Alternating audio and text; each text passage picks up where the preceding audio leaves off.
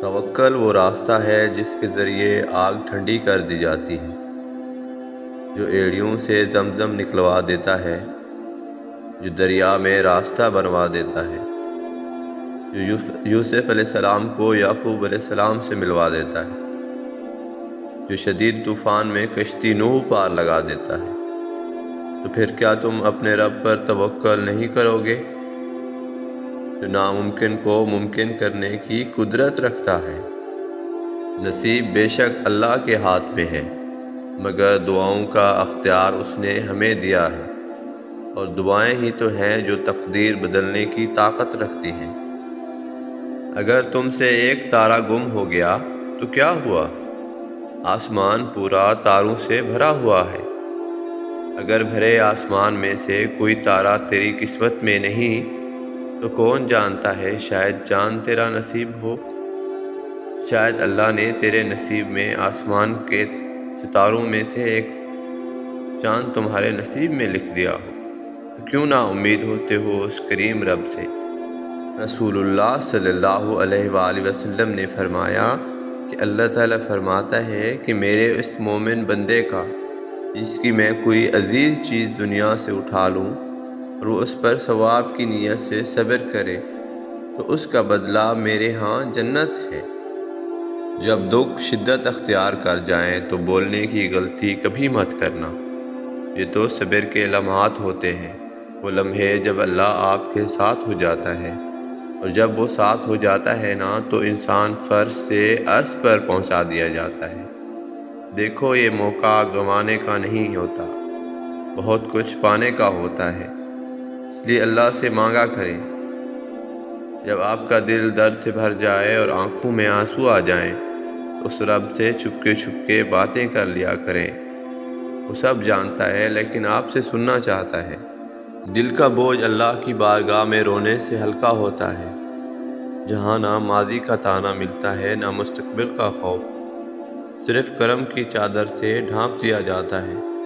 جو محبتیں ہمیں توڑ کر اللہ سے جوڑتی ہیں انہیں ہرگز کوسنا نہیں چاہیے، ان کے حق میں تو دعائیں کرنی چاہیے کہ انہوں نے آپ کو کمزور بے فیض سہاروں سے محروم کر کے آپ کو اکیلا چھوڑا، آپ کو توڑا تاکہ آپ ٹوٹے ہوئے وجود سے جھلکیں تو سامنے اللہ دکھائی دے۔ وہ اللہ جو تب بھی وہاں موجود تھا جب ہم سرابوں میں تھے، وہ تب بھی تھا جب ہم بت سجائے دلوں میں آسمان میں اڑتے تھے، وہ اب بھی وہاں موجود ہے جب ہم ٹوٹے ہوئے پروں سے زمین پر گر کر چکنا چور ہو گئے ہیں۔ ہم تھام کیوں نہیں لیتے اس مضبوط سہارے کو؟ آخر یہ ٹوٹنا بکھرنا کب تک؟ مگر نہیں، ہم ذرا سا سنبھلتے ہیں تو اٹھ کر پھر سے نت نئے چہروں کو دیکھتے ہیں، آرزوئیں کرتے ہیں۔ ہم دشت میں خود ریت پھینکتے پھرتے ہیں ورنہ ہمیں دیس نکالے نہیں ہے۔ ہم آج بھی چاہیں تو اپنے راستے ہدایت والوں کی طرف موڑ دیں، اور یقین جانیں رب کی مقرر کردہ حدود میں ہی سکون ہے۔ توکل کے دو مرحلے ہوتے ہیں، ایک جب اس بات کا یقین ہو کہ جو مانگا ہے وہ مل جائے گا، اور دوسرا اس بات کا یقین ہوتا ہے کہ جو مانگا ہے وہ نہ بھی ملا اس میں کوئی نہ کوئی بہتری ہوگی۔ جب انسان اپنے رب پر اس قدر بھروسہ کر لیتا ہے کہ اس کی پاک ذات کے علاوہ کوئی بھی اس کی ضرورت پوری نہیں کر سکتا، تو اللہ باری تعالیٰ بھی اپنے بندے کو مایوس نہیں لوٹاتا، اس کی دعا ضرور قبول فرماتا ہے، اور ہمارا یہ بھروسہ ہی ہمارا ایمان ہے، اس لیے ہمیشہ دعا مانگا کریں۔ چیخ و پکار انسان کے وقار میں کمی کا باعث بنتی ہے۔ لوگوں کو اپنی خاموشی سے قائل کرنا سیکھو۔ اگر اللہ پاک تمہاری دعائیں پوری کر رہا ہے تو وہ تمہارا یقین بڑھا رہا ہے، اور اگر دعائیں پوری کرنے میں دیر کر رہا ہے تو تمہارا صبر بڑھا رہا ہے۔